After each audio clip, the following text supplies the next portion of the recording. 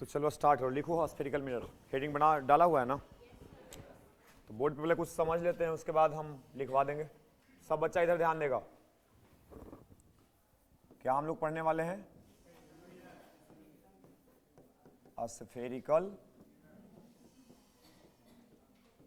Mirror. Mirror आपको कितना type का बताया गया? मिरर के बारे में बोला गया कि मिरर होता है दो टाइप का। एक होता है प्लेन मिरर और एक होता है, तो प्लेन मिरर के बारे में सब कुछ हम पढ़ लिए। अब किसके बारे में समझना है? तो देखो स्फेरिकल मिरर के बारे में क्या बोला जाता है कि it is a part of hollow spherical glass. It is a part of hollow spherical glass which having one polish surface and one reflecting surface. ठीक है,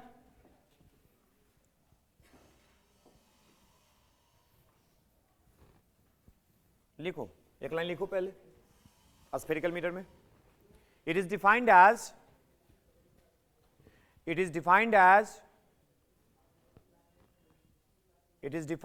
the part of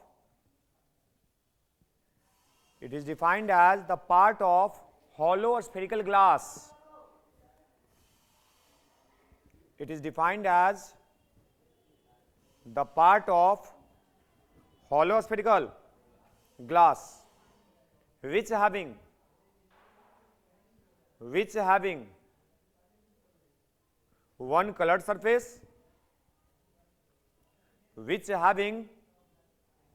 one colored surface, and one reflecting surface,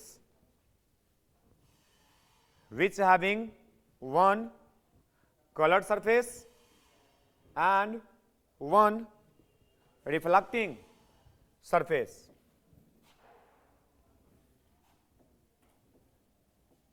देखिए board पे,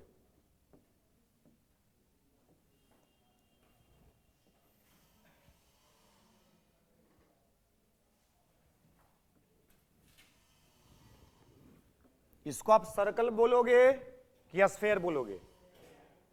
इसको sphere मान लीजिए मन में। ये कांच का फुटबॉल है, कैसा है, जिसके बीच में खाली है, तो हॉलो स्फेरिकल ग्लास हो गया। अब इसमें दो गो पार्ट हम ले लेते हैं, मतलब कोई भी पार्ट इसका काट लो, आप जिधर से मन करता है उधर से काट सकते हो।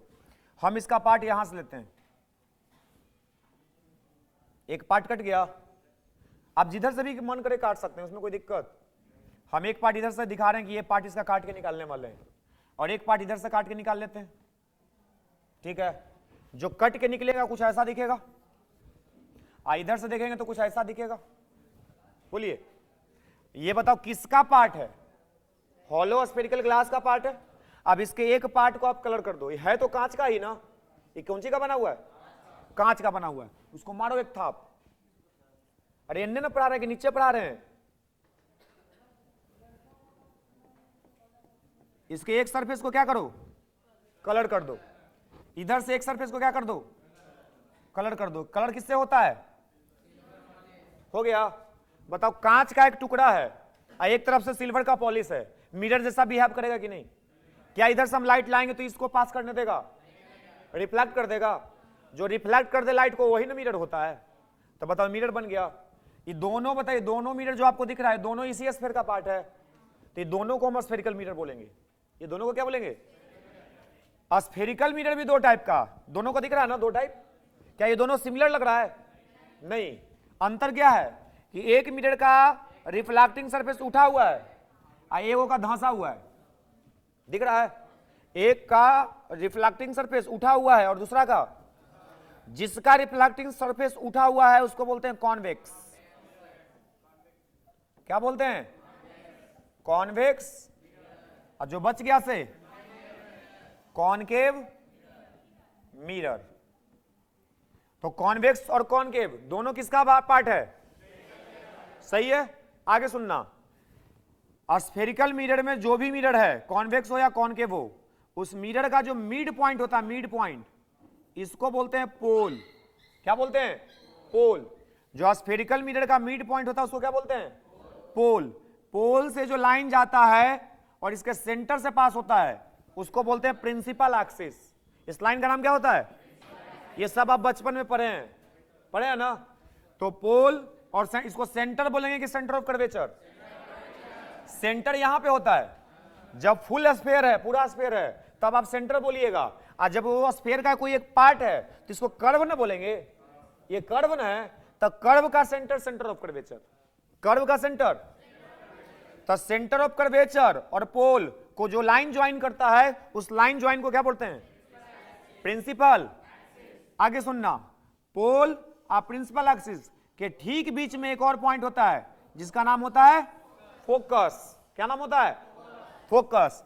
ये जो आपको स्फेरिकल पार्ट का दिख रहा है, स्फीयर का एक पार्ट दिख रहा है, इसका अगर डायमीटर देख लिया जाए, डायमीटर इस पॉइंट से इस पॉइंट का डिस्टेंस, ठीक है, इसको बोलते हैं एपर्चर।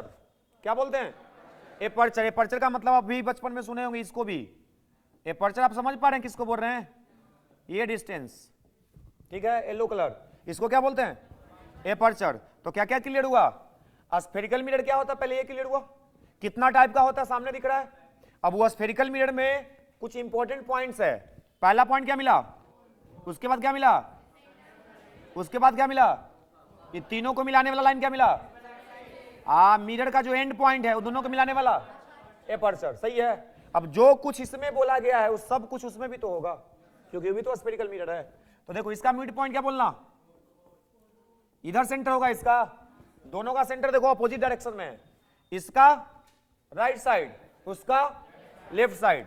इसका सेंटर कहीं इधर होगा ना, ये सेंटर मान लो, ये पोल मान लो, तो प्रिंसिपल एक्सिस बन गया। फिर से पोल और सेंटर के बीच में एक और पॉइंट आएगा जिसको फोकस बोलेंगे, ये अपर्चर हो जाएगा। क्या इतना चीज क्लियर हुआ? जल्दी से छाप लीजिए।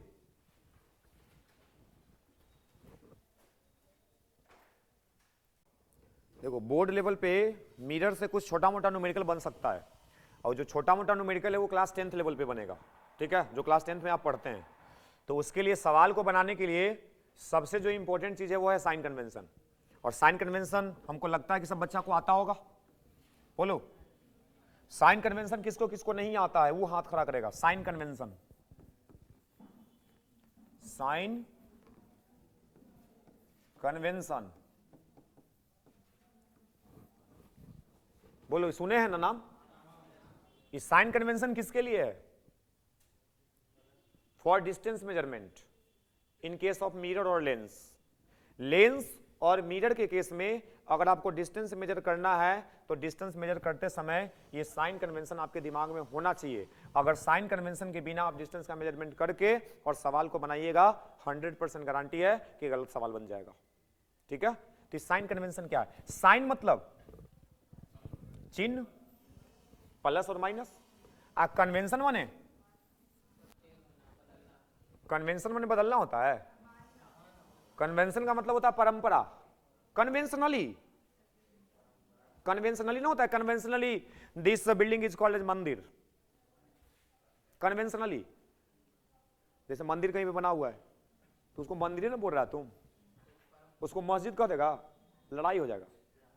है कोई अंतर नहीं, समझना, सब चीज समझ लो, हम बता दे रहे हैं। साइन कन्वेंशन, साइन माने चिन्ह, कन्वेंशन माने परंपरा। तो ये कुछ चिन्ह के बारे में एक परंपरा बनाया गया है और परंपरा आपको समझना है, परंपरा के खिलाफ आपको नहीं जाना है, ठीक है। जो आपको, आप ऐसा नहीं कि दिमाग में आएगा बताने के बाद कि सर इसको हम प्लस की जगह माइनस ले लें, कोई दिक्कत नहीं, ले सकते हैं, लेकिन परंपरा खराब हो जाएगा ना, परंपरा खराब नहीं करना है, ठीक है। समझिए बात को। इस साइन कन्वेंशन को पहले समझाते उसके बाद लिखवा देंगे।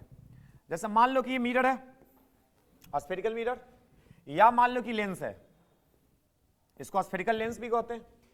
ये लेंस और ये मिरर है, दोनों का प्रिंसिपल एक्सिस आपको दिख रहा है। इस पॉइंट का नाम क्या दिए?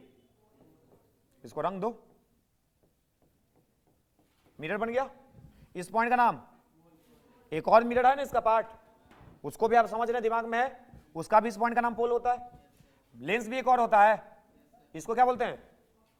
ऑप्टिक सेंटर या ऑप्टिकल सेंटर। ऑप्टिक सेंटर या, देखो सबसे पहला कन्वेंशन क्या दिया गया है कि कोई भी मिरर हो और कोई भी लेंस हो, ऑब्जेक्ट आपको हमेशा लेफ्ट साइड रखना है। ये पहला कन्वेंशन है। तो तुम कहेगा कि सर हम राइट साइड रख देंगे तो क्या दिक्कत होगा? दिक्कत कुछ नहीं है, दिक्कत कुछ नहीं है, लेकिन जब सवाल बनाओगे ना तो जब तुम राइट साइड लेके चल रहे हो तो सब कन्वेंशन राइट साइड के हिसाब से लेना पड़ जाएगा, तो फिर तुम कंफ्यूज रहोगे कि किधर प्लस ले किधर। इससे बेहतर क्या है कि जो तुमको हम समझाते हैं उसी को समझ लो, कभी गलती नहीं होगा। तो सबसे पहला पॉइंट क्या आपको बताया गया कि ऑब्जेक्ट किसी भी मिरर में किसी भी लेंस में कहां पे रखना है, लेफ्ट साइड। आपका मन करेगा राइट साइड रखने का, रख दोगे नहीं। रख सकते हैं कि नहीं, सकते हैं, लेकिन इन जनरल बात रख नहीं सकते, कन्वेंशन के खिलाफ है। वही बात हो गया ना, मंदिर को मस्जिद, मस्जिद को मंदिर कर नहीं कर सकते क्या, कह सकते हैं लेकिन कहना नहीं है।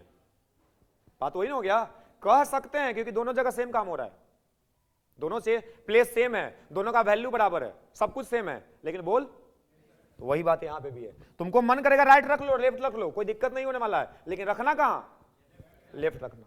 सही है। सेकंड पॉइंट, अगर ये ऑब्जेक्ट है, ऑब्जेक्ट का डेफिनेशन आपको दिया गया, अगर ये ऑब्जेक्ट है तो लाइट तो हमेशा ऑब्जेक्ट से आता है, तो लाइट इसी निकलेगा। बोलो क्या इस मिरर के तरफ जाएगा, मतलब मिरर के पीछे जाएगा, नहीं जाएगा। लेकिन इंसिडेंट रे का डायरेक्शन तो यही है ना, यहां से देखे तो इंसिडेंट रे का डायरेक्शन ये वाला है। सही है। इंसिडेंट रे के डायरेक्शन में, इंसिडेंट रे के जो भी डिस्टेंस मेजर करना वो पॉजिटिव लेना, ठीक है। इंसिडेंट रे के डायरेक्शन में जो भी डिस्टेंस लेना कैसा लेना, और उसके अपोजिट लेना निगेटिव। समझ में आ रहा है। डिस्टेंस लेना कहां से, मिरर में पोल से, और लेंस में इसके अलावा कहीं से नहीं। तुम्हारा मन कर गया फोकस से डिस्टेंस नाप रहा है तो सही होगा, डिस्टेंस नापने के लिए कहां से बताया जा रहा है, तो तुम पोले से नापेगा। लेंस में डिस्टेंस मेजर करने के लिए कहां से बताया जा रहा है, तो वहीं से नापना। इसके अलावा कहीं से भी डिस्टेंस मेजर करिएगा तो गलत हो जाएगा। सही बात है, दिमाग में गया। कितना पॉइंट, पहला, ऑब्जेक्ट हमेशा मिरर हो या लेंस हो कहां रखेंगे, ऑब्जेक्ट से लाइट आता है, लाइट जिस डायरेक्शन में इंसिडेंट हो रहा है उसको बोलते हैं डायरेक्शन ऑफ इंसिडेंट रे। क्या बोलते हैं, in the direction of incident ray if we measure any distance then we take as positive distance. अगर आप इंसिडेंट रे के डायरेक्शन में कोई भी डिस्टेंस नाप रहे हैं तो उसको आपको क्या लेना है, अगर in the direction of opposite, in direction opposite to the incident ray, अगर इंसिडेंट रे के अपोजिट डायरेक्शन में जा रहे हो तो डिस्टेंस नापना कहां से है, distance always measure from pole and. Clear हो रहा है क्या। सुनो इधर, मान लेते हैं कि इसका इमेज इधर बना, मान लेते हैं ये ऑब्जेक्ट है, यही क्या है, हम बोले बताओ ऑब्जेक्ट का डिस्टेंस कौन सी से लिखेगा, डिस्टेंस लिखेगा कौन सी से, यू से। ऑब्जेक्ट का डिस्टेंस, इमेज का डिस्टेंस भी से।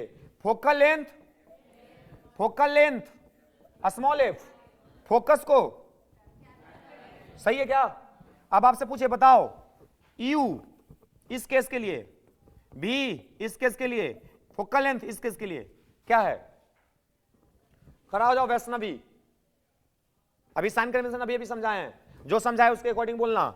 यू क्या लेगी, नेगेटिव की पॉजिटिव, पॉजिटिव, भी negative, F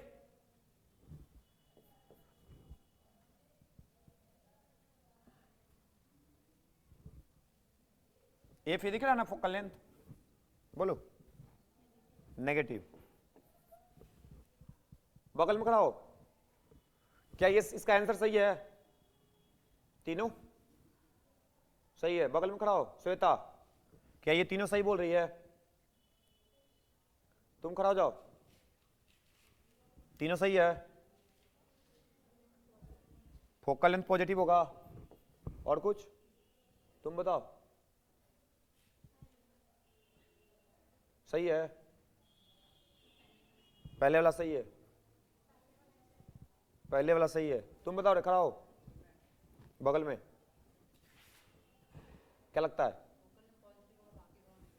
focal length positive होगा, अब बाकी दोनों नेगेटिव होगा। तुम बताओ, सेम, पीछे खड़ा हो जाओ। हाँ बैठो, अब क्या बताएं, तुरंत साफ हो गया। एको का सही नहीं है, ये ऑल पॉजिटिव कर रहा है, सब नेगेटिव। क्या सिखाते, सुनो फिर से देखो, क्वेश्चन पे टारगेट मत करो, कॉन्सेप्ट पे टारगेट करो। एक कॉन्सेप्ट से सवाल 1000 बनेगा, कॉन्सेप्ट एक रहेगा। समझ रहे बात को। यही एग्जाम में तुमको फंसाएगा। जैसे कोई भी पेपर तुम देने जाओ, बोर्ड का एग्जाम सबसे आसान या कोई कंपटीशन, दिमाग का इस्तेमाल हर जगह पे तुमको चाहिए, ठीक है। तो दिमाग लगाओ कि सिखाया क्या जा रहा है और उसके अकॉर्डिंग सोचिए, ठीक है।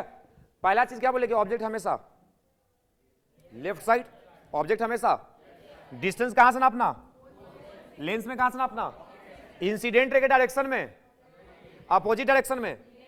इतना तक क्लियर था ना। बताओ तुमसे हम पूछे कि यू का बताओ क्या नेगेटिव के पॉजिटिव, तो डिस्टेंस कहां से नापेगा, यू यहां पे, ऑब्जेक्ट यहां पे है, तो यहां से तुम इधर जाओगे, तो बताओ इंसिडेंट रे के डायरेक्शन में जा रहे हो क्या अपोजिट, इंसिडेंट रे तो इधर है, आप किधर जा रहे हो, अपोजिट। तो बताओ ये कैसा हो गया, बताओ इमेज ई वाला है, नापेंगे कहां से, फिर आप कैसे जाओगे, अपोजिट, इंसिडेंट रे इधर है, आप जा किधर रहे हो, तो ये फिर से क्या हो गया, फोकल लेंथ ही है, फोकल लेंथ, तो फिर से पी से कहां जाओगे, इधर, तो ये भी अपोजिट है, तो ये भी क्या होगा, बोलो क्लियर हुआ, सही है, ठीक। अगला पॉइंट सुनो, अगर प्रिंसिपल एक्सिस के ऊपर डिस्टेंस नाप रहे हो तो पॉजिटिव, प्रिंसिपल एक्सिस के ऊपर ले रहे हो तो, और नीचे ले रहे हो तो नेगेटिव। देखो रे बैठ के मुझको देखो ना कितना खत में रह जाओगे यार, खड़ा हो जाओ, खड़ा हो जाओ, फर्स्ट बेंच पे आके बैठो तुम, हाँ तुम ही को बोल रहे हैं, लात खाने वाला लूड़ लक्षण है, कहता है कि हम लोग पढ़े वाला है,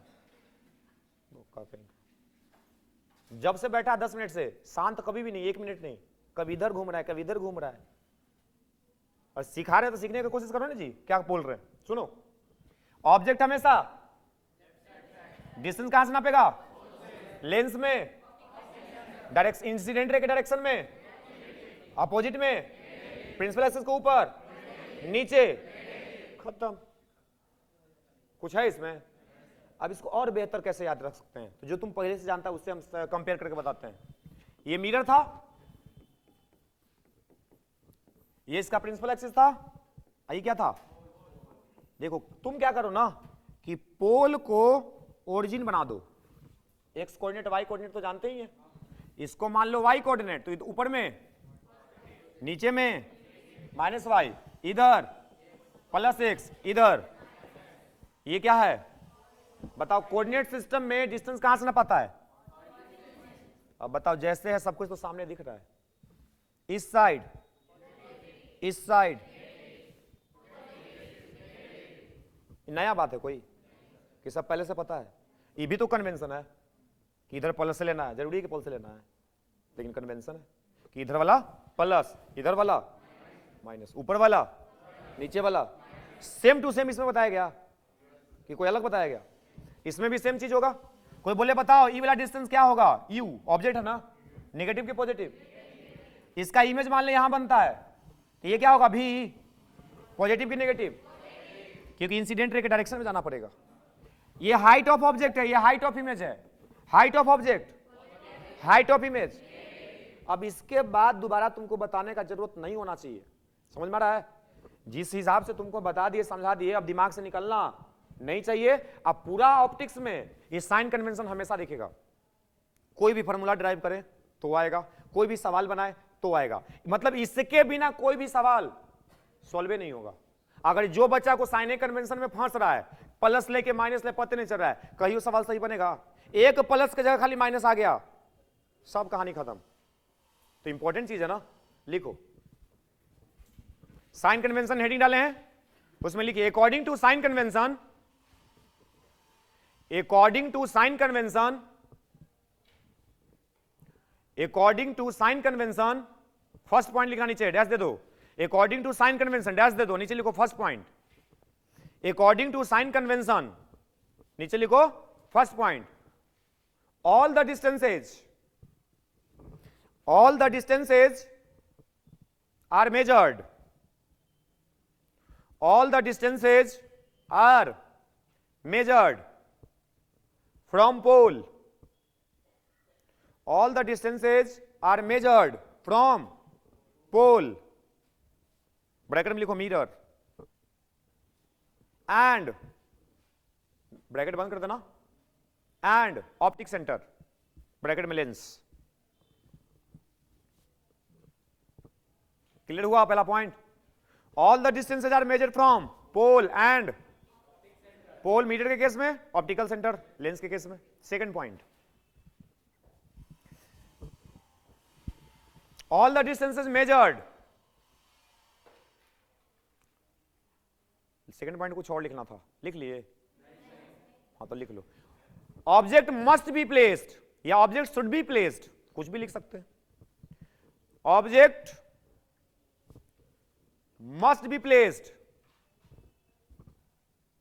object must be placed on left side, object must be placed on left side,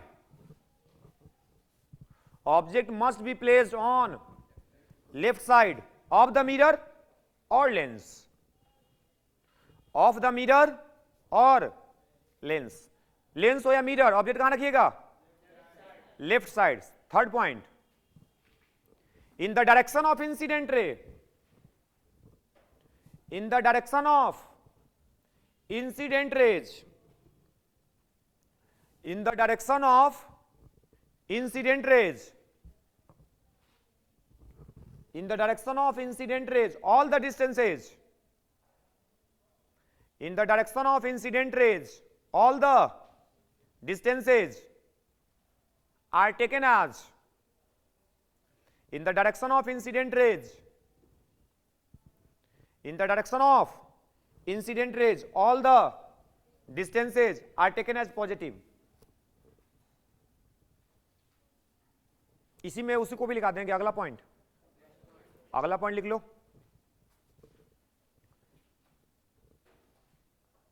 in opposite direction of incident ray, in opposite direction, in opposite direction of, in opposite direction of incident ray, in opposite direction of incident ray, all the distances are taken as negative, all the distances are taken as negative। कहां से नापना है, कहां रखना है, करने plus करने minus हो गया। अब केवल ऊपर नीचे वाला लिख लो, इसी एक के पॉइंट में लिखवा देता। लिखो,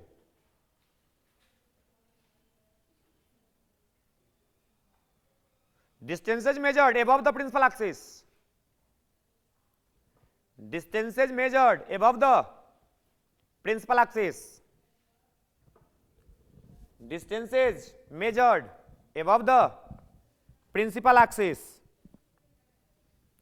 distances measured above the principal axis are taken as positive,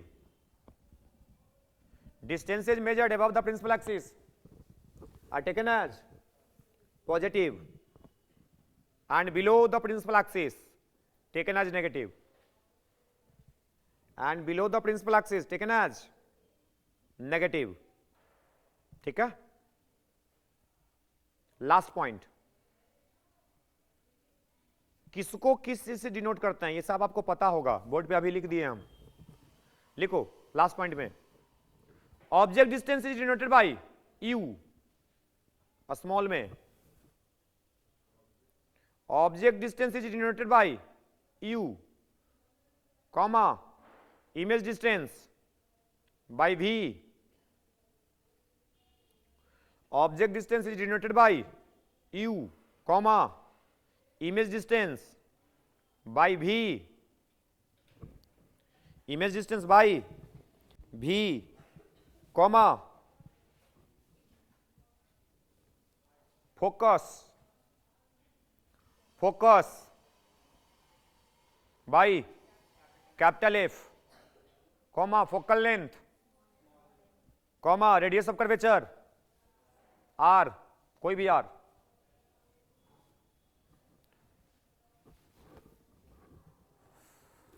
object distance U, image distance भी, focal length small F, focus capital F, radius of curvature R, comma देके लिखते जाओ, radius of curvature by R, कोई भी लिख लो, capital R small R दोनों चलेगा, radius of curvature by R, comma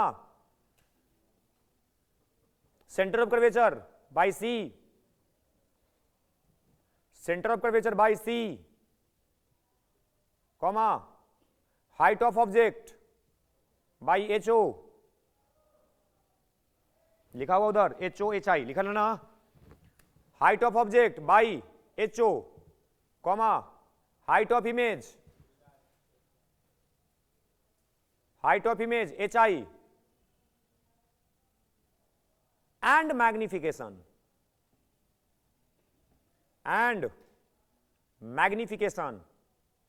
by a small m, and magnification by a small m। ये सब आपको पता होगा, नहीं पता होगा तो हम बता दिए कि कहीं ये न रह जाए कि हमको तो ये पता नहीं था, ये सब 10th में पढ़े थे आप, ठीक है।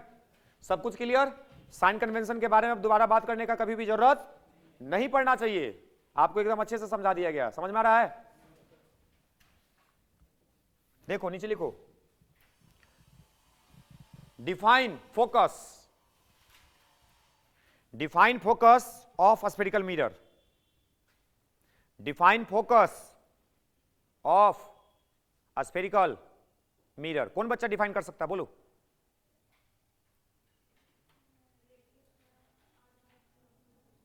वो मैथमेटिकल डिफिनेशन है, रेडियस का आधा। थ्योरेटिकल डिफिनेशन बताना है। देखो ये क्वेश्चन पहले हम तुमको देते हैं, ये स्फेरिकल मिरर है ना, ये 10वां का सवाल है, क्लास 10th का सवाल है।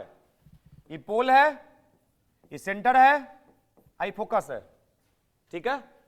क्वेश्चन आता है कि मिरर का फोकल लेंथ आपको फाइंड करना है, मिरर का फोकल लेंथ आपको फाइंड करना है। आपके पास क्या होना चाहिए? Option, object distance, image distance, both,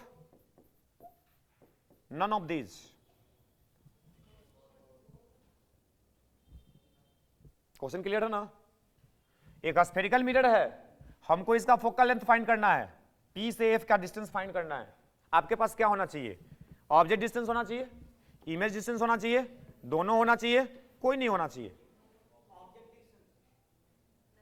object distance से आपको एक हिंट, आपको जो आंसर दे रहे हैं वो हिंट उसका यही ना है कि 1/f equal to 1/u plus 1/v होता है, जिसको मिरर फॉर्मूला बोलते हैं। हाँ, अब आप सब कुछ आपके सामने है, आप बताइए सोच समझ के। बोथ, किसी को बोथ के अलावा भी कुछ लगता है? नन। और किसी को कुछ? एक में आ रहा है बोथ, एक में आ रहा है नन। इसका करेक्ट ऑप्शन है none, none of this. Focal length के लिए ही सबसे कोई लेना देना नहीं इसका। सुनो, मिरर का फोकल लेंथ इसका खुद का एक प्रॉपर्टी है, समझ रहे हो? मिरर का फोकल लेंथ इस मिरर का खुद का एक प्रॉपर्टी है। ऑब्जेक्ट से, इमेज से इसका फोकस थोड़ी बदल जाएगा, लेकिन लगता है देखने से, इस फार्मूला से, कि फोकल लेंथ निकालना है तो यू और भी दोनों चाहिए। लग नहीं रहा है कि इसको निकालना है तो दोनों रहेगा तो निकल जाएगा, लेकिन ऐसा कोई बात नहीं। ये दोनों में रिलेशन है कि 1/f बराबर 1/u प्लस 1/v होता है, लेकिन ऐसा नहीं कि फोकल लेंथ निकालने के लिए हमको u और v का जरूरत है, ठीक है। तो क्वेश्चन बहुत आसान है, लेकिन कॉन्सेप्ट है। कॉन्सेप्ट क्या है कि फोकस किसी भी मिरर का अपना एक प्रॉपर्टी होता है जो u और v पे डिपेंड नहीं करता है, ठीक है। इस साल भी सवाल आया कि एक मिरर को, स्फेरिकल मिरर को पानी में डुबा दिया जाए, इसका बताओ फोकल लेंथ बदलेगा नहीं बदलेगा, मतलब घटेगा बढ़ेगा, कोई इफेक्ट नहीं बदले होगा, कोई इफेक्ट नहीं होगा, इसका खुद का ही प्रॉपर्टी है। इस साल का सवाल है ये, समझ में आ रहा है? तो लिखिए फोकस को डिफाइन करते हैं। डेफिनेशन कोई दीजिएगा फोकस को, बोलो।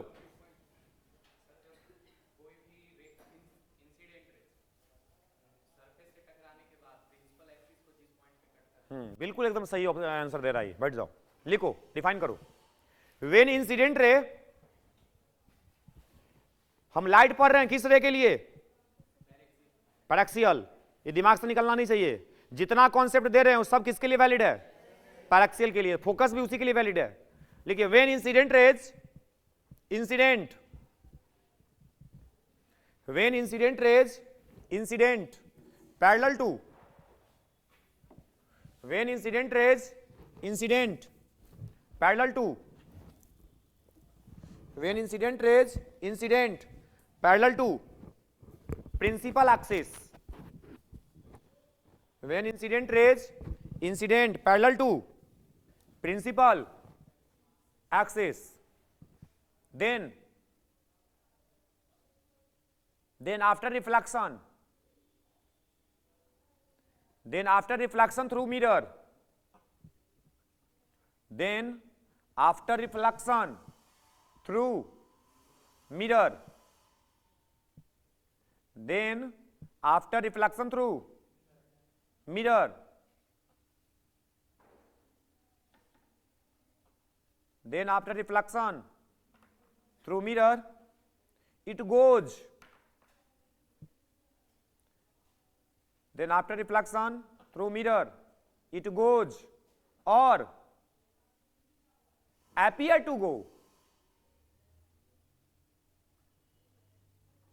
it goes or appear to go from a point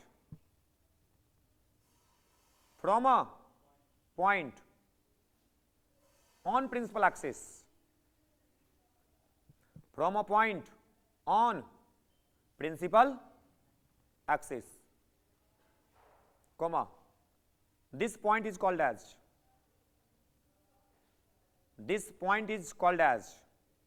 focus. This point is called as focus.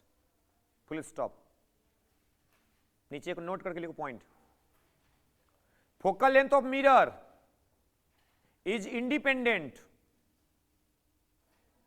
Focal length of mirror, focal length of mirror is independent. Focal length of mirror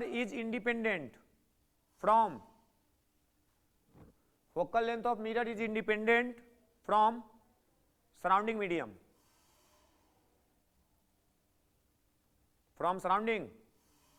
medium कैसा, इसे इसको लेना देना नहीं है. ठीक है, देखो इधर बोर्ड पे ध्यान दो, डायग्राम बना लेना. मान लो ये वाला मिरर है, नाम बोलो. कॉनकेव, क्या बोले, पढ़ो definition. When light ray incident principal to the parallel to the principal axis. देखो तो है पैरेलल ये दोनों रे.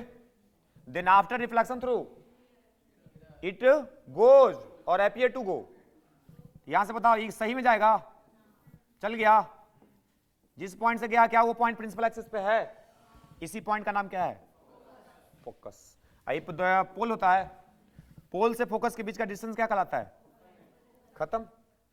अगर इस मिरर का बात करें तो डेफिनेशन बदल जाएगा, नहीं बिल्कुल नहीं. बताइए प्रिंसिपल एक्सिस के पैरेलल आया, ये सब पर एक्सल रे है, वो दिमाग में अपने रखना है. बताओ यहां से टकराने के बाद ऐसे जाएगा, यहां से टकराने के बाद ऐसे जाएगा. ये बताओ सही में इधर कटेगा कहीं, इसको पीछे की ओर बढ़ा के देखो. ई अपीयर टू पास इसको बोलते हैं. तो लग रहा है कि यहां से आ रहा होगा, लग रहा है ना. इस पॉइंट को क्या बोलेंगे, फोकस. कोई बोले किसका, किस मिरर का फोकस रियल होता है, कॉनकेव का ना है जी. किसका फोकस रियल होता है, रियल मतलब कि अगर इंटरसेक्शन सही में हुआ है, रियल में इंटरसेक्शन है तो फोकस रियल होगा. ये रियल इंटरसेक्शन है कि वर्चुअल है, तो इसका फोकस वर्चुअल, इसका फोकस रियल. इसका फोकस कैसा है, रियल है, ये रियल फोकस है. इसको क्या बोलेंगे, वर्चुअल फोकस है. सही है क्या.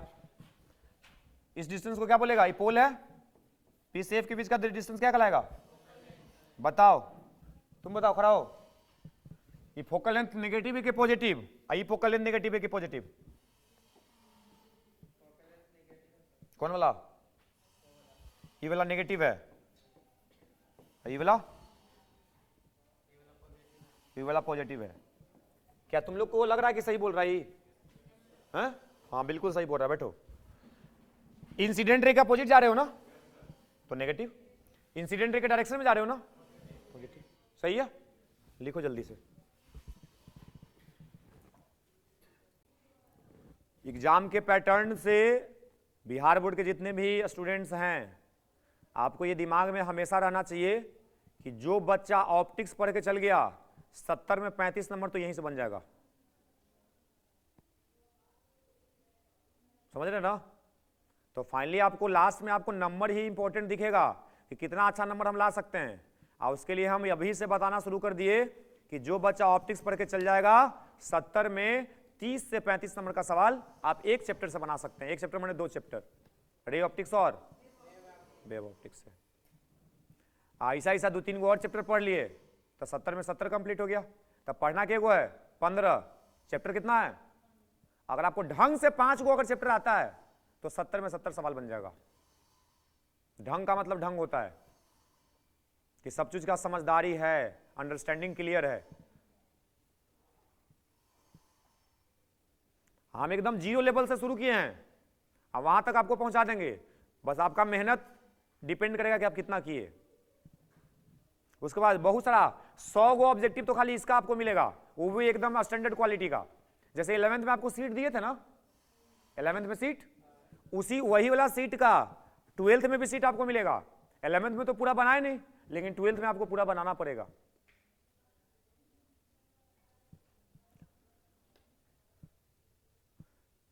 जरूरत पड़ेगा तो आप 11th वाला भी बना लोगे। 11th में आपको कभी फील ही नहीं हुआ कि जरूरत है भी। ऐसे भी हम लगता है 6-7 चैप्टर का बना लिए थे। कहां तक? फ्रिक्शन या कहां तक बनाए थे? वर्क पावर एनर्जी का भी बनाए थे। टाइम अब हमको मिलेगा, अभी टाइम मिल रहा है। तो सीबीएसई का एग्जाम खत्म हो जाने दो, 10th का एग्जाम खत्म होने जाने दो, 11th का जितना सीट आपको दिए हैं सबका सॉल्यूशन करा देंगे। अब हम लोग का काम यही है कि जितना मैक्सिमम अधिक से अधिक वीडियो आपको बना के छोड़ दें। कभी भी किसी बच्चा को कोई भी सवाल बनाना हो, कोई भी कॉन्सेप्ट सीखना हो, वीडियो खोल के देख सकता है, तो उतना अवेलेबल रहेगा। तो धीरे धीरे सबको हम बना देंगे।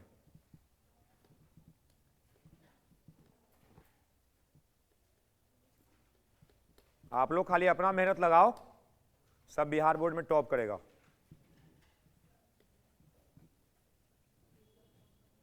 सीबीएसई में से भी है कोई? CBSE board? सीबीएसई बोर्ड से है? और कोई है? सीबीएसई बोर्ड तो हूं, तुम लोग को एक्स्ट्रा एफर्ट देना पड़ेगा। बिहार बोर्ड का परीक्षा नहीं है वो। सीबीएसई का परीक्षा एकदम क्वालिटी वाला होता है। अगर सही में स्टूडेंट हो तब भी पास करोगे, नहीं तो फेल कर जाओगे, ऐसा क्वेश्चन आएगा।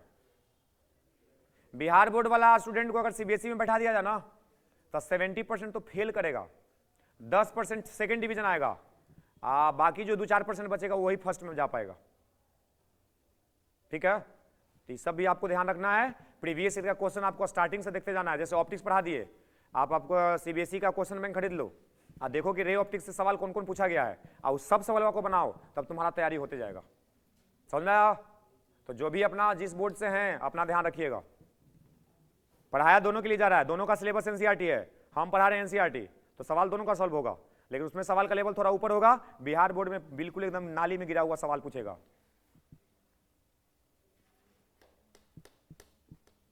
चलो बना लिया। अब इसमें कुछ इंपॉर्टेंट फॉर्मूला है छोटा छोटा, उसको आप समझ लीजिए। वो भी फॉर्मूला आप देखे हैं। देखो सबसे पहला फॉर्मूला, इधर ध्यान दो, इधर यहां पे सेंटर होता है, इसको रेडियस बोलते हैं, बोलो। तो इसको क्लास 10th में प्रूफ कराया जाता है, क्लास 12th में प्रूफ नहीं कराएंगे हम। ये आपको पहले से एनसीईआरटी में दिया हुआ है, ठीक है, लेकिन सवाल आज तक पूछा क्योंकि सवाल 10th क्लास का है, तो आपको भी प्रूफ करने का कोई ज्यादा लोड नहीं लेना है, सीधा सीधा समझ लेना है कि इसको क्या बोलते हैं, इसको क्या बोलते हैं। रेडियस जो होता है फोकल लेंथ का डबल होता है। रेडियस जो होता है फोकल लेंथ के, दिख गया? R इक्वल टू F बराबर R बाई, ये दोनों मिरर के लिए वैलिड होगा। ये पहला फॉर्मूला हो गया। एक दूसरा फॉर्मूला मिरर फॉर्मूला, जो U, V और F को रिलेट करता है। 1/F equal to 1/U plus, बताओ क्लास 10th पढ़ा था, ये जो भी टीचर से फिजिक्स पढ़ा होगा ये कराए होंगे कि नहीं? F बराबर R/2 प्रूफ कराए होंगे, मिरर फॉर्मूला प्रूफ कराए होंगे, मैग्निफिकेशन प्रूफ कराए होंगे, कराए थे। तीसरा फॉर्मूला क्या आएगा? मैग्निफिकेशन। कौन सी से लिखते हैं? इसका डेफिनेशन क्या कहता है? मैग्निफिकेशन एक रेशियो है, मैग्निफिकेशन क्या है? किसका रेशियो है? Height of image, height of image, height of object का जो रेशियो होता है उसको मैग्निफिकेशन बोलते हैं। क्या बोलते हैं? ये बहुत काम का फॉर्मूला है, ये बहुत काम का फॉर्मूला है। इसी को आगे ड्राइव करोगे तो इसका फॉर्मूला आ जाएगा -v/u। कितना आ जाएगा? तो ये मिरर से रिलेटेड ही 3 गो फॉर्मूला है। क्लास 10th हो, क्लास 12th हो, बोर्ड लेवल का सवाल यही 3 गो फॉर्मूला से सब बन जाएगा। समझ में आ गया? जल्दी से इसको नोट करके लिख लो। बाकी आपको डिटेल में पढ़ना है थोड़ा मिरर के बारे में, वीडियो बना के डाला हुआ है, आप घर पे जाके देखिएगा कि एक्स्ट्रा क्या पढ़ाया गया है, तब आपको पता चलेगा कि क्लास में जो नहीं पढ़ा रहे हैं आप वीडियो में एक्स्ट्रा क्या है। देखने का छुट्टी मिलता है कि जॉब पे जाता है तो छुट्टी नहीं मिलता है? देखा कोई वीडियो एक को? कल मिरर इमेज का फॉर्मेशन वाला बताए थे कि जो काउंटिंग वाला फ्रैक्शन वाला छोड़ दिए थे ना, आप बोले थे कि वीडियो में देखना, कोई देखा था? देखिए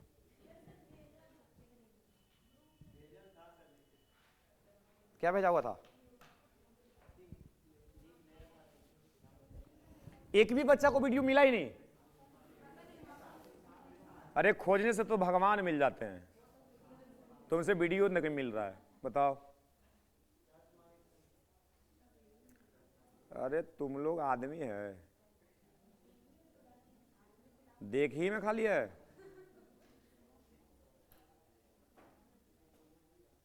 भनमानुस समझता? भनमानुस, बस अपने आप को देख लो।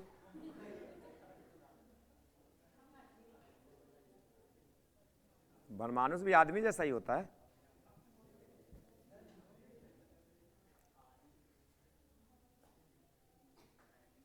आप लोग को नहीं मिला वीडियो ना? क्या बात है। अभी देखो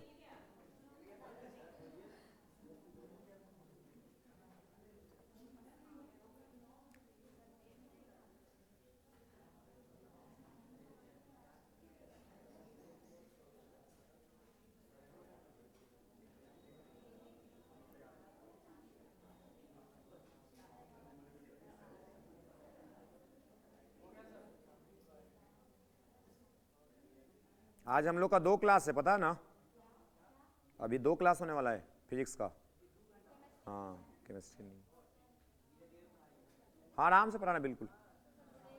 देखो वीडियो नंबर 6, ऑप्टिक्स का वीडियो नंबर 6 में बताया गया वो चीज।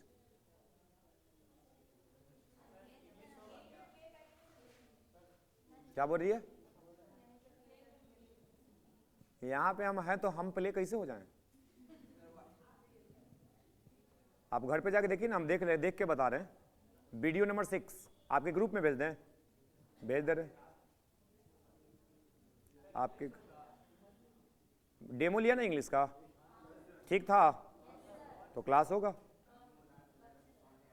अरे उसके लिए हड़बड़ाना नहीं है, ठीक है? जितना लेट से होगा उतना बेहतर है तुम्हारे लिए, लेकिन करवा देते हैं जल्दी 20 तारीख के बाद, ठीक है? दोनों हिंदी का भी एक दिन डेमो बीच में करा देंगे। हिंदी के 2 टीचर हैं हमारे पास, एक संतोष कुमार अनमोल जिनको आपने देखा है ना? बायोलॉजी का वीडियो डालते रहते हैं कभी, यहीं पे आसपास तुमको बायोलॉजी वो हिंदी मीडियम में पढ़ा रहे हैं अभी, ठीक है? और एक हैं सीनियर टीचर हैं हम लोग के पिताजी की उम्र के, ठीक है? तो आप दोनों में से किन्हीं से पढ़ सकते हो। किन से पढ़ना चाहोगे बताओ? एक्सपीरियंस्ड, हाँ विजय सर आए थे एक दिन ना, जानते हो क्या? हाँ वो पढ़ाएंगे। हाँ टीचर बहुत शानदार एकदम, मतलब क्या बोल सकते हो उसको, गोल्डन। मतलब वो सोचो कि 20-25 साल से हिंदी साहित्य के प्रति उनका लगाव है, तो उनका पकड़ बहुत जबरदस्त होगा ना।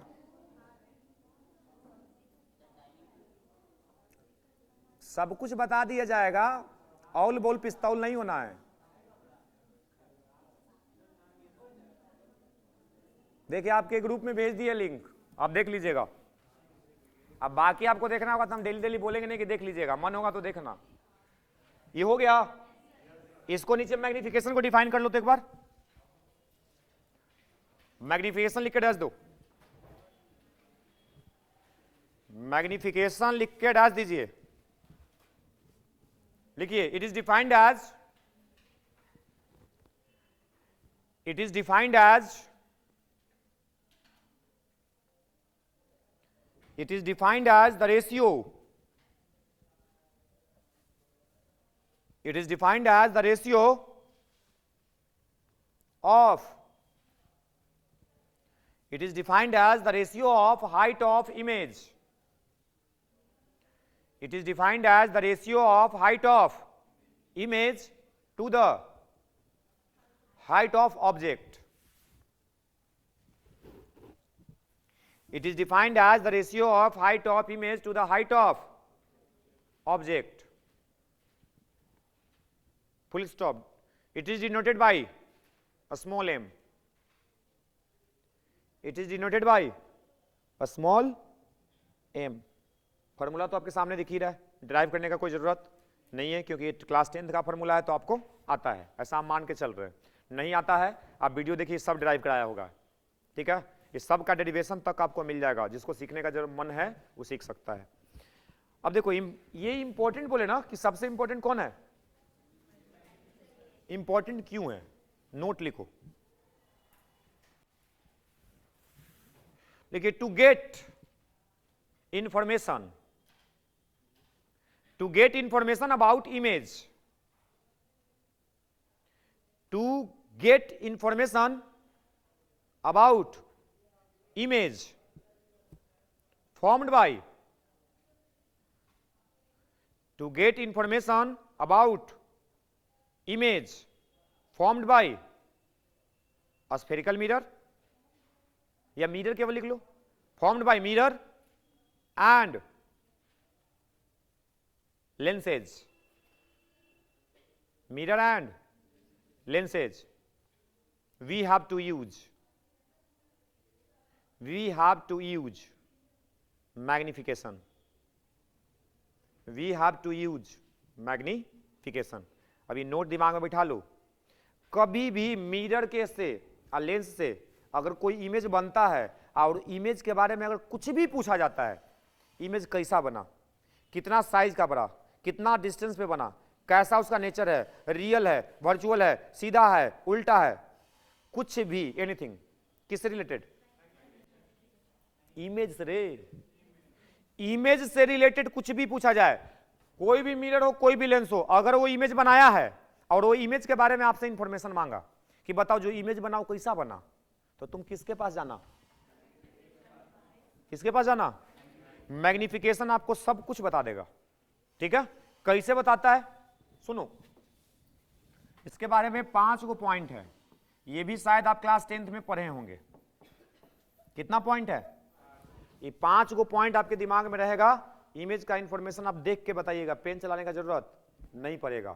पहला कि अगर मैग्निफिकेशन पॉजिटिव आया,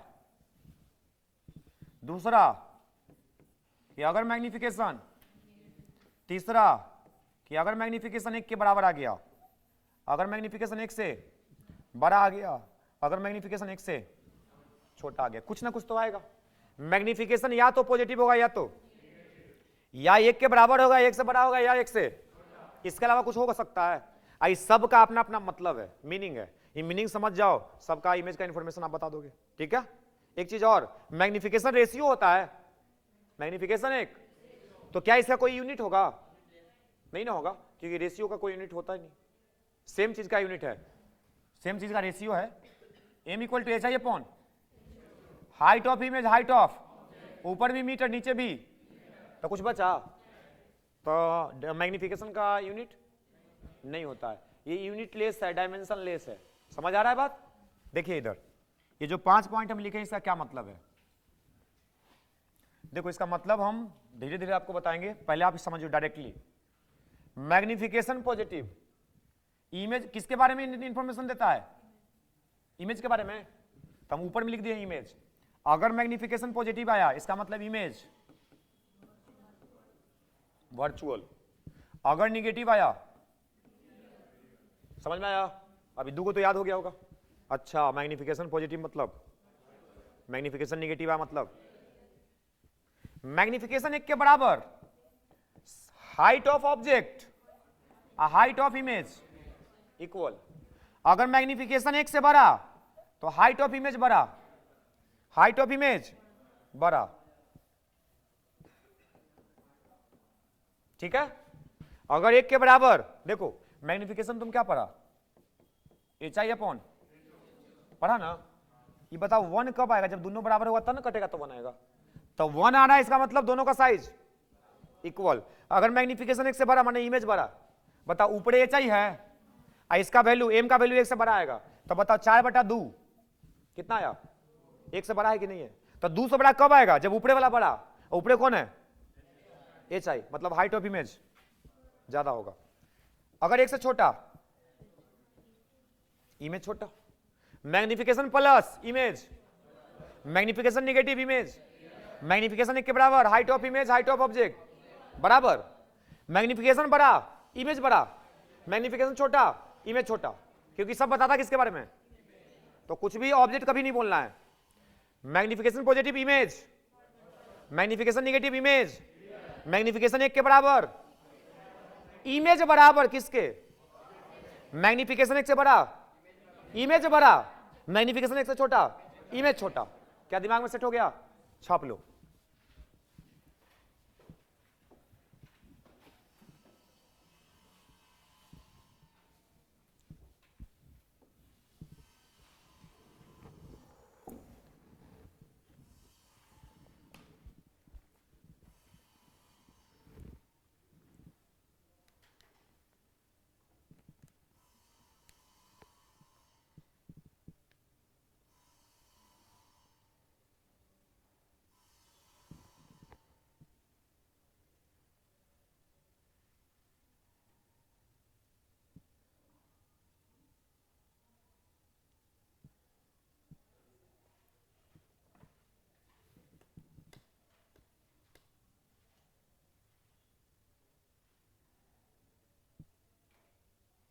ये ट्रांसवर्स मैग्निफिकेशन होता है जो हम पढ़ रहे हैं, और एक और मैग्निफिकेशन होता है लॉन्गिट्यूडनल, ठीक है।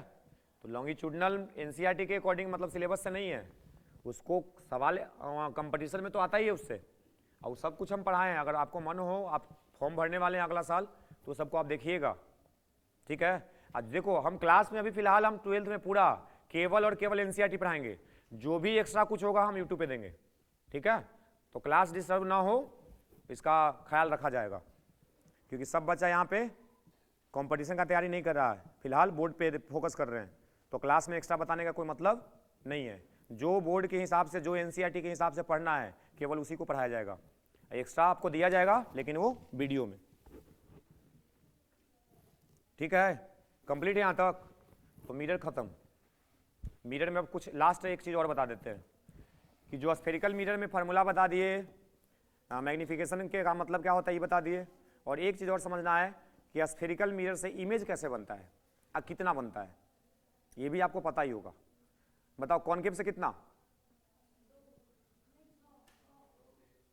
कॉनकेव से 6, कॉन्वेक्स से 2, कॉन्वेक्स से दोनों बनता है कैसा,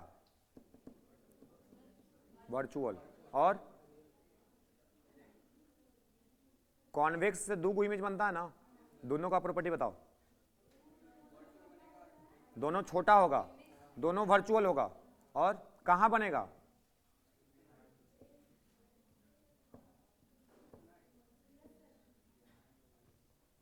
कहां बनेगा, बिहाइंड द मिरर तो होगा ही, वर्चुअल है तो पोजीशन बताओ। एक फोकस पे, इनफाइनाइट पे तो फोकस पे, एक ये पोल और फोकस के बीच में। ये इमेज के नॉलेज रखोगे ना, आप मिरर से सवाल आएगा तो तुम बनाने के बाद आंसर तुम खुद चेक कर सकते हो कि हम सही बनाए कि गलत, इतना काम का चीज़ है, समझ रहे हो। अगर स्फेरिकल मिरर से जो इमेज बनता है उसका जानकारी आपके पास सही है, तो कोई भी न्यूमेरिकल आप बनाओगे तो आप आंसर चेक कर लोगे कि मेरा आंसर सही है कि गलत है। तो बता देते हैं, हेडिंग डालो, image formation by, image formation by spherical mirror, image formation by spherical mirror, image formation by spherical mirror. ये सब क्लास 10th का सिलेबस चल रहा है, 12 तो अभी शुरू ही नहीं हुआ है। देखो इधर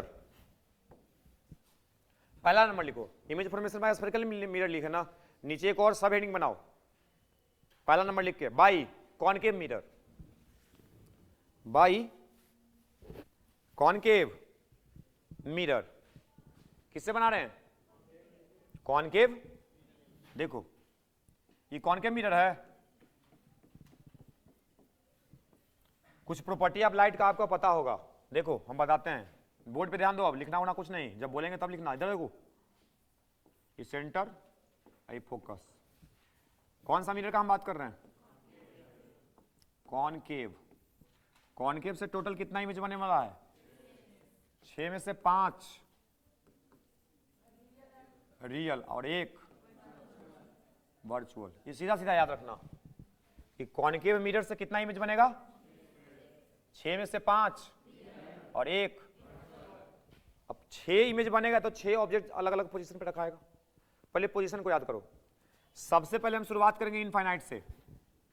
कहां से लाइट आ रहा है? किसी भी ऑब्जेक्ट का इमेज बनाना है, कम से कम कितना रे? 2। एक को हम प्रिंसिपल एक्सिस के पैरेलल ले आए, दूसरा को हम प्रिंसिपल एक्सिस के एलोंग ले आते हैं, इसी पे ले आते हैं। ठीक है, ये प्रॉपर्टी आपको पता है कि प्रिंसिपल एक्सिस के पैरेलल अगर कोई लाइट आएगा तो मिरर से रिफ्लेक्शन के बाद, मिरर से रिफ्लेक्शन के बाद कहां से जाएगा? फोकस से जाएगा। चला गया। अगर कोई लाइट प्रिंसिपल एक्सिस पे ही इंसिडेंट करवाए तो मिरर से रिफ्लेक्शन के बाद सेम पाथ पे रिटर्न हो जाएगा। दिख रहा है? गया इस पाथ पे, आया भी। ऐसा काहे हुआ?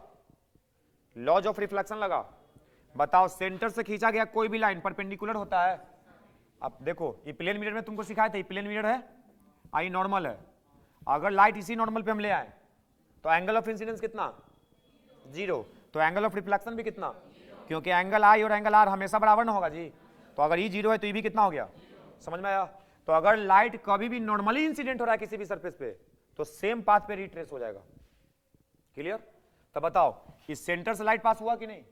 सेंटर बताओ, अगर इसको टच किया है तो 90 डिग्री का एंगल बना रहा है, तो नॉर्मल इंसिडेंस हो गया, तो टकराने के बाद वापस चला जाएगा। बताओ, कहीं पे इंटरसेक्ट किया दोनों रे? कहां पे इंटरसेक्ट किया? तो इसका इमेज बन गया फोकस पे। कहां पे बन गया? तो ऑब्जेक्ट कहां था? इमेज कहां बना? कैसा इमेज बना? और इरेक्ट है।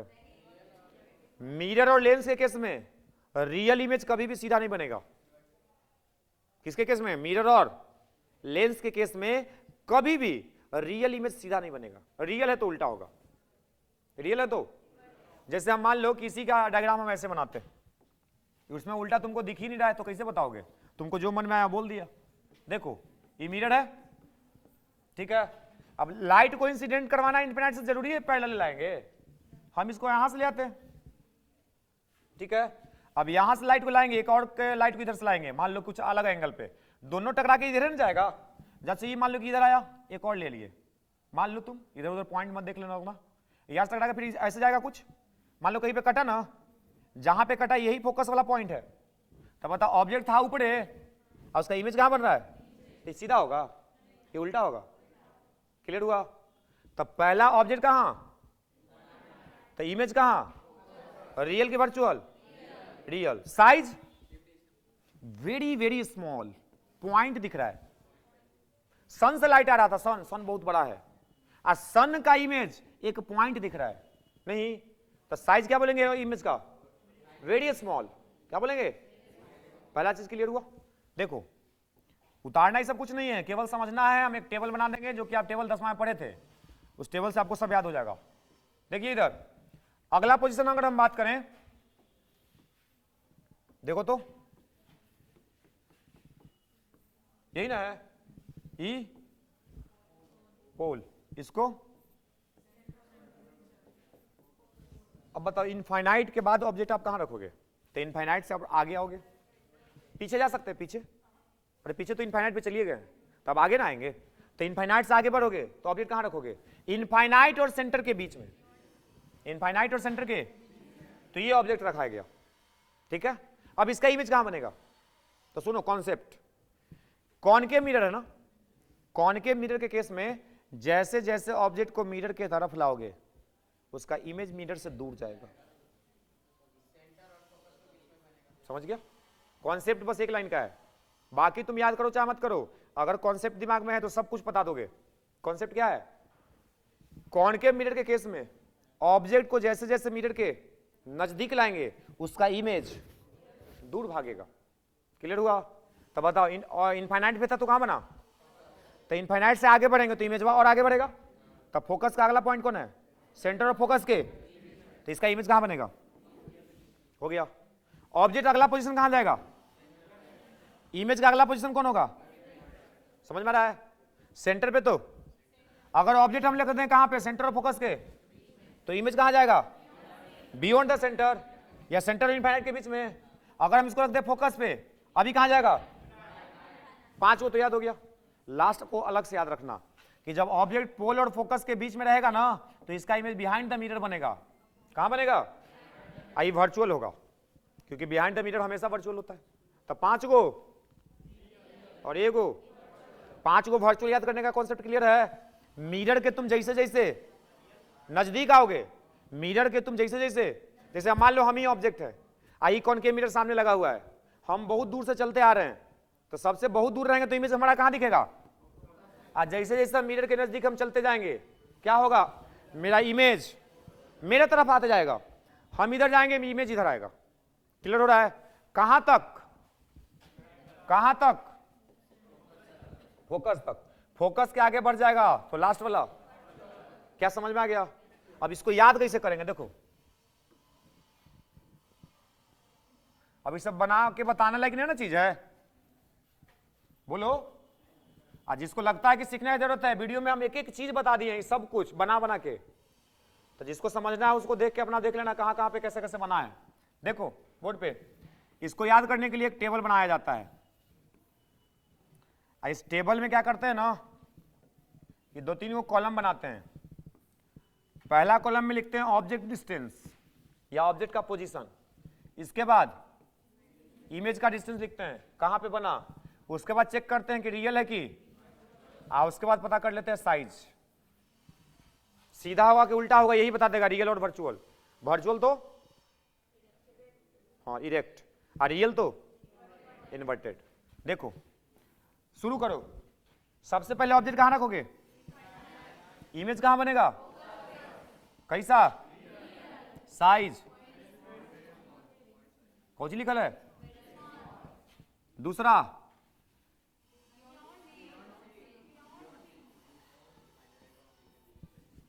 बियॉन्ड सी का मतलब यही ना हुआ, इनफाइनाइट और सी के।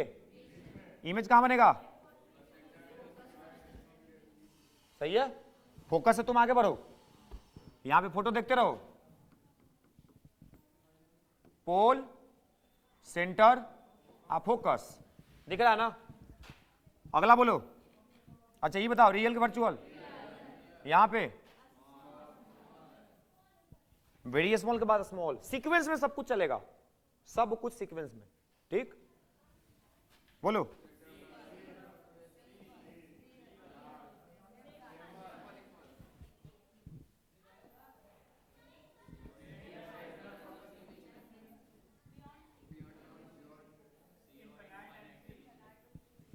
ठीक है, कैसा?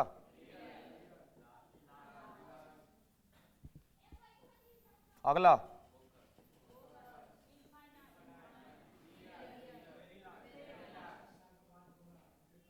इसके बाद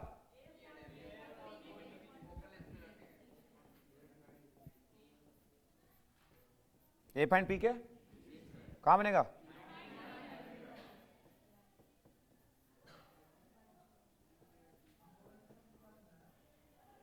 कैसा? बड़ा बनता है, तो लास्ट वाला तो अलग से याद रह सकता है, बाकी बताओ सबका सीक्वेंस है कि नहीं है? तो बस बना लो।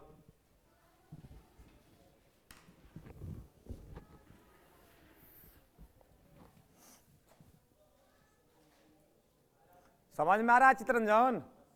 हाँ तो आ रहा है ना, तो समझना, बीच में गायब मत हो जाना, ना तो माथा में से बलवा उड़ा देंगे। समझ गया ना?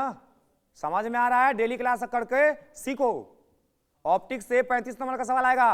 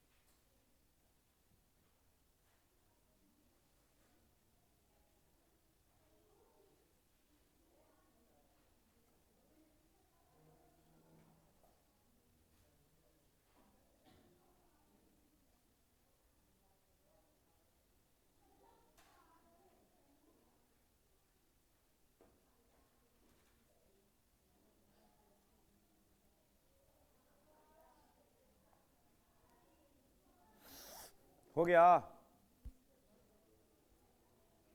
लिखो नीचे सेकंड बाय कॉन्वेक्स मिरर, उसमें तो दो ही बनता ही है। बाई मिटा देना, लिखो थोड़ा जल्दी जल्दी, अपने से भरो ना जी, अपने से देख देख के छाप रही है। बताओ इसको अपने सीक्वेंस बताए ना, अभी अपना दिमाग लाके उसको लिखो, ज्यादा बेहतर है। देखो इधर बाई लिख लिया, कॉन्वेक्स। ये कौन सा मिरर कॉन्वेक्स है? बोलो ये कौन सा मिरर है? बोलो के को बनेगा?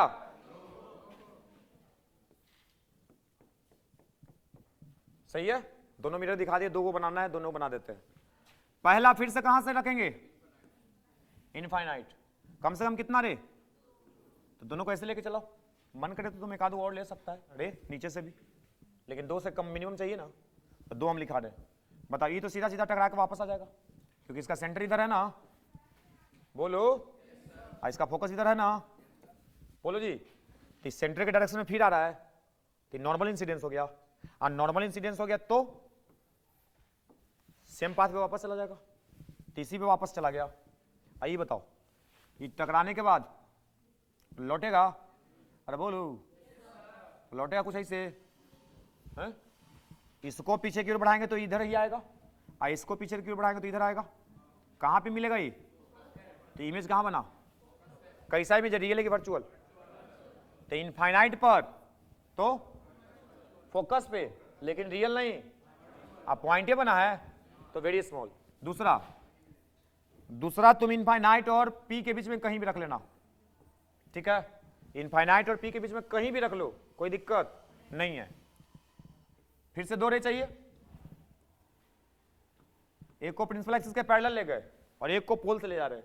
तब पोल बताओ नॉर्मल लाइन होता है, तो नॉर्मल से जितना एंगल बना के आया उतना एंगल बना के जाएगा।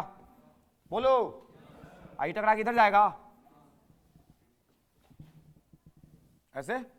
बताइए दोनों मिल रहा है, इधर पीछे की ओर बढ़ाओ, कहीं पे कटा, जहां पे कटा वहां पे इमेज बना। फोकस ही है, आई पोल ही है, इमेज बीच में है। समझ में आ गया? इसका टेबल अगर देखा जाए, ऑब्जेक्ट, इमेज, रियल वर्चुअल और साइज। इसमें पूछे कभी भी इमेज फोकस के पीछे जा सकता है? कभी नहीं। कॉन्वेक्स मिरर में कभी भी इमेज इसके फोकस से पीछे नहीं रहेगा, या तो फोकस के अंदर, बाहर नहीं जा सकता है। देखो इसमें दुए को तो है, पहला तो इमेज, बोलो जल्दी जल्दी, ये क्या बनेगा, साइज, ये बताओ, इनफाइनाइट और पी के बीच में कहीं भी, इमेज, पोलर फोकस के बीच में कहीं भी, ये भी कैसा, इसको स्मॉलर बोल देना, ये वेरी स्मॉल नहीं बोलेंगे, क्या देखो तो थोड़ा है ना, लेकिन है छोटा ही। अब पहला तो पॉइंट बन गया था इसलिए वेरी स्मॉल, सही है।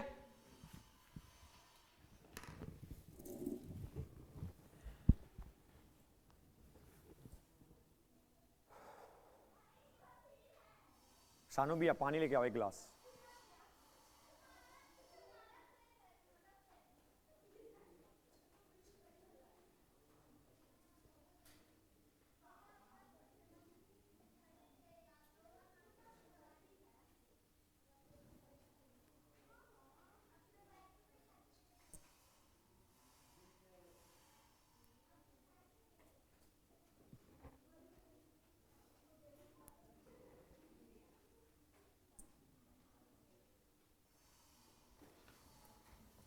Thank you.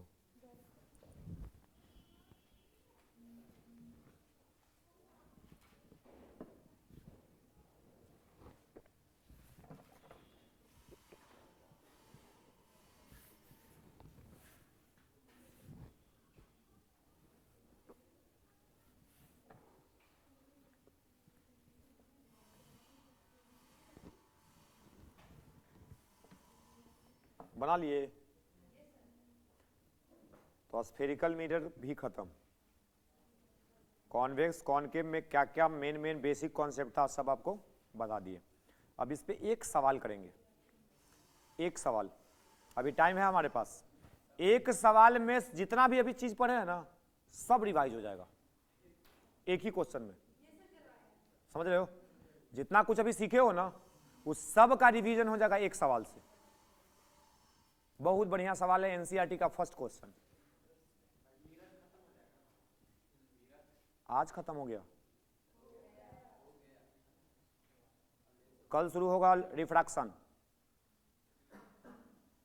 इसमें 3 पार्ट है, reflection, refraction, optical instrument. 2 part खत्म, 1 पार्ट खत्म। रिफ्लेक्शन 2 पार्ट बाकी है, एक रिफ्रैक्शन, एक ऑप्टिकल इंस्ट्रूमेंट। ऑप्टिकल इंस्ट्रूमेंट भी एनसीईआरटी से ऊपर सवाल पूछा इस साल। पढ़ना है मात्र इस एनसीईआरटी में सिंपल कंपाउंड और टेलीस्कोप में 2, रिफ्लेक्टिंग रिफ्रैक्टिंग, पूछा टेरेस्ट्रियल। ऑब्जेक्टिव भी पूछा, 1 नंबर का पूछा लेकिन पूछा। तो इस बार हम एक को नहीं छोड़ेंगे, जो भी है इंस्ट्रूमेंट सब कुछ पढ़ा देंगे। नहीं तो फिर बाद में बच्चा को लगता है कि अच्छा यू आया था सर नहीं पढ़ाए थे, तो वैसा दिमाग में नहीं होना चाहिए, सब कॉपी में रहेगा।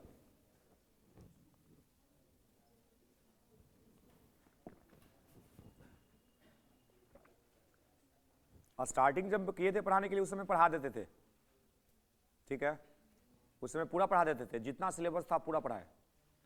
बाद में धीरे धीरे आइडिया मिला कि ये सब तो पूछ भी नहीं करता है, तो जो एनसीईआरटी था वही पढ़ाना शुरू करे। लेकिन फिर देख रहे हैं कि कुछ कुछ सवाल ऊपर से भी पूछ देता है, आउट ऑफ सिलेबस।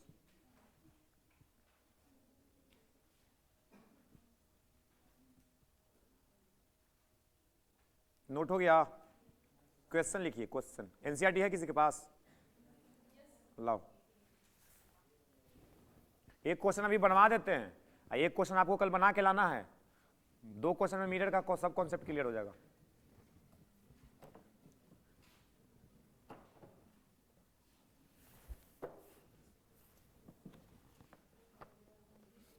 लिखो, सवाल लिखो।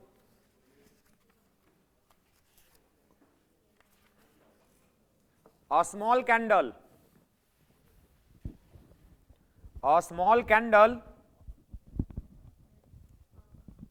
a small candle 2.5 centimeter, a small candle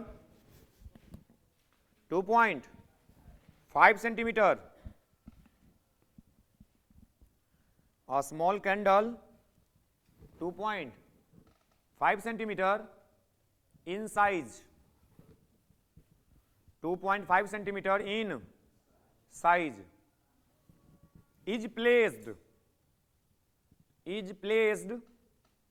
at 27 centimeter, is placed at 27 centimeter in front of a concave mirror.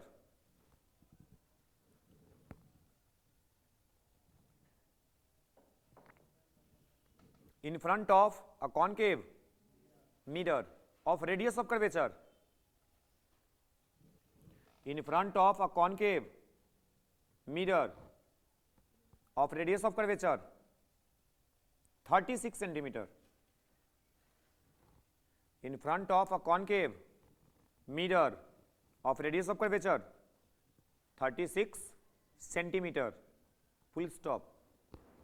At what distance? At what distance? At what distance from the mirror? At what distance from the mirror should a screen? At what distance from the mirror should a screen be placed? BEB. Be placed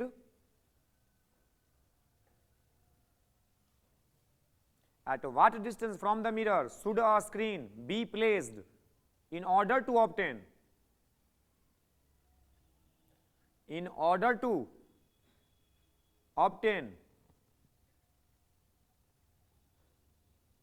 a sharp image? In order to obtain a sharp image? Question mark. In order to obtain a sharp image? Question mark. आगे. Describe the nature. Describe the nature and size. Describe the nature and size of the image. Describe the nature and size of the image. Full stop. If the candle is moved,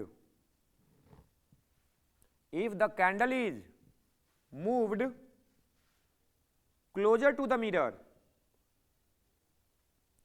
if the angle is moved closer to the angle कौन सा आया? तुमको सुनाई दिया कि हम बोल रहे हैं. इफ द कैंडल, एगो बाजारा में प्रचार कर रहा था किशोर बाजार, हम बगल से जा रहे थे बाइक से, हमको सुनाई दिया चोर बाजार. हम सोचे एक मिनट के लिए सोचे कि मसूरी में चोर बाजार, एक आप खुला, फिर देखेगा ऐसा किशोर बाजार लिखा हुआ है, वही हाल ही कर रहा है. लिखो, if the candle is moved closer, if the candle is moved closer to the mirror, if the angle is moved, if the candle, जैसा संगत का प्रभाव होता है इससे यही पता चल रहा है. if the candle is moved closer to the mirror, comma, how would the screen have to be moved? How would the screen have to be moved? Again question mark. लिख मत देना. अब सवाल को आप पढ़ो. इस सवाल अगर आप खुद से बना लेते हो ना, इसका मतलब है कि मिरर से बेसिक कॉन्सेप्ट दोबारा पढ़ने का जरूरत आपको नहीं है. अगर इस सवाल नहीं बनता है, इसका मतलब आपको बेस कमजोर है. ठीक है, और उसको मजबूत करने के लिए सब कुछ बताया गया है, तो आप उसमें मेहनत करेंगे. जल्दी से पढ़ो सवाल. हम आपको समय देते हैं. देखिए समय कितना हो रहा है, 1:06. 6 मिनट का समय है आपके पास. उसके बाद हम बता देंगे. 6 मिनट के अंदर जिसका जो आंसर आता है वो बोलिए. ट्राई करो जल्दी सब कोई, जो मीटर है मीटर बना लो। देखो क्वेश्चन बनाने का तरीका, पहला क्वेश्चन है ना अभी, क्वेश्चन बनाने का तरीका ऑप्टिक्स का, जिसका नाम आए plane mirror, spherical mirror, lens, सबसे पहले उसको बना लो और उसके बाद जो जो बोलता है ना उसको फोटो में दिखाओ, अपने आप सवाल बन जाएगा। करो। कौन सा मिरर का नाम लिया गया है? तो सबसे पहले कौन की मिरर बनाओ? खाली मिरर बनाओगे कि साथ में प्रिंसिपल एक्सिस? हाँ तो जल्दी बनाओ।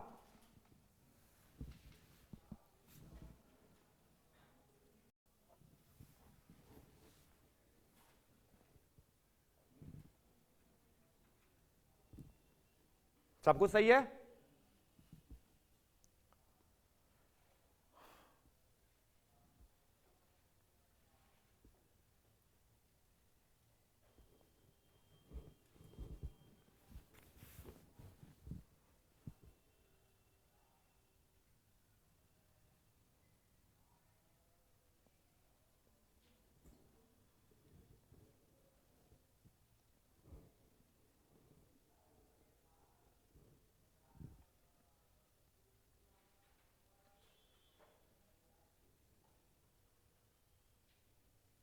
हो गया?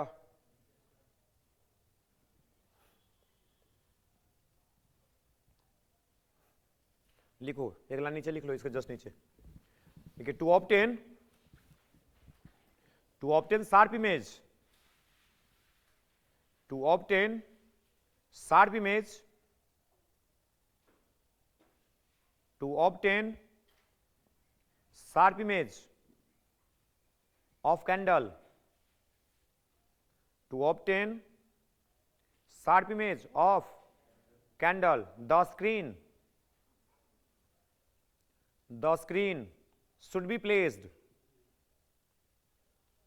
the screen should be placed at 54 centimeter, the screen should be placed at 54 centimeter in front of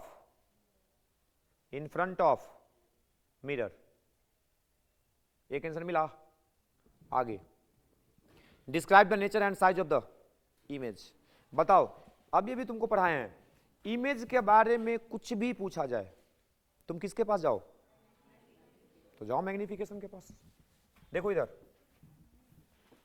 nature हमको फाइंड करना है और साइज ना इमेज का। इमेज के बारे में कुछ भी जो तुमसे पूछा जाए तुम कहां पहुंच जाओ?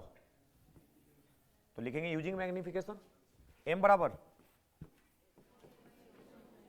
इक्वल टू होता है। बताओ HO गिवन है कितना? HI हमको पता करना है, बोर्ड पे ध्यान दो, लिखना मतलब HI तुमको पता करना है, साइज ऑफ इमेज पता करना है, हाइट का ऑब्जेक्ट दिया हुआ है, कितना दिया हुआ है? आप प्लस माइनस छूटना नहीं चाहिए, साइन कन्वेंशन के बिना कुछ नहीं होगा। प्लस है लिख दिए, इक्वल टू माइनस भी कितना आया? -54, यू कितना था? -27। समझ में आ रहा है? माइनस माइनस खत्म, 27 दूना 2.5 दूना 5, HI कितना आया? Plus minus -5 centimetre. ये माइनस क्या बता रहा है? कि height of image principal axis के नीचे होगा। दिख रहा है? ऑब्जेक्ट कहां था? इमेज कहां जाएगा? तो माइनस आ रहा है आंसर में, माइनस प्रिंसिपल एक्सिस के नीचे होता है। तो साइज निकल गया कि 5 सेंटीमीटर का है। नेचर पूछा, नेचर भी मैग्निफिकेशन में बताता है। तो अगेन यूज करो इसको, फिर से एक बार यूज करो। m बराबर HI अपॉन HI कितना आया? HO कितना था? प्लस में 2.5 दूना कितना आंसर आया? -2। मैग्निफिकेशन आया -2, आया ना?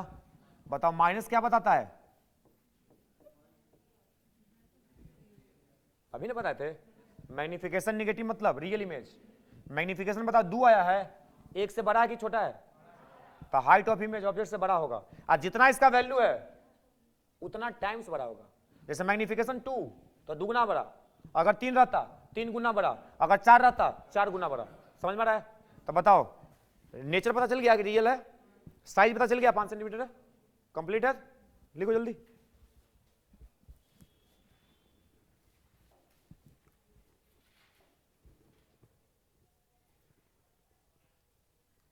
लास्ट क्वेश्चन उसी में है ना? नहीं दे नहीं रहे, उसी में भी बाकी है। हमको पता है कि अब आपसे ओवर हो गया है। कल 9.2 बना लेना, कॉन्वेक्स का सवाल है, आराम से बन जाएगा।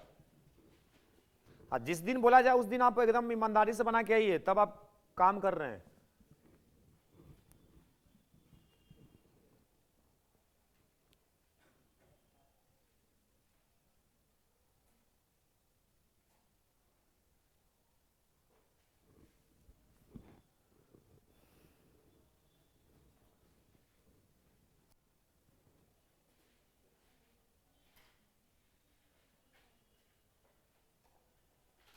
हो गया? लास्ट का आंसर तो आपको पता ही है। नहीं, जिसको लास्ट कुछ लोगों को बनाएंगे नहीं पता, देखो इधर, इसको नीचे कर दें, जल्दी लिखो जल्दी लिखो।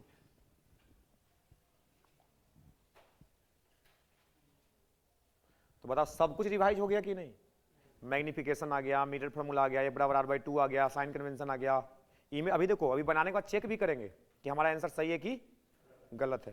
आंसर देखने का कोई जरूरत नहीं है, सब कुछ हो जाएगा, लेकिन उसके लिए थोड़ा दिमाग चाहिए जो तुम्हारे पास है यूज करना है। कर दें? देखो लास्ट क्वेश्चन का आंसर। अगला क्वेश्चन क्या है? अगला क्वेश्चन है कि जो कैंडल है ना, क्या लिखा हुआ है पढ़ लो एक बार। If the candle is moved और if the candle is moved closer to the, how would the screen have to be moved. अगर इस कैंडल को मिरर के तरफ मूव करवाएं तो जो स्क्रीन हम 54 सेंटीमीटर पे रखे थे ना, कितना सेंटीमीटर पे रखे थे? 54 पे। तब बोला कि 54 सेंटीमीटर पे जो स्क्रीन रखा हुआ था इसको किधर ले जाना पड़ेगा? तो आपको क्या सिखाए थे कि जैसे जैसे ऑब्जेक्ट मिरर के तरफ जाता है इमेज उसका हो गया। तो लिख लो last line, if the candle is moved closer to the mirror, if the candle is moved closer to the mirror, the screen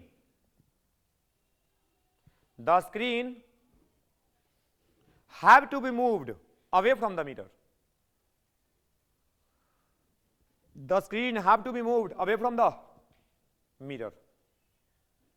बताओ आंसर कंप्लीट है? अब चेक योर आंसर। देखो 1 मिनट का काम है, समझ लो। देखो डाटा के हिसाब से तुमको ये दिख रहा है कि ऑब्जेक्ट कहां पे प्लेस्ड है? सेंटर और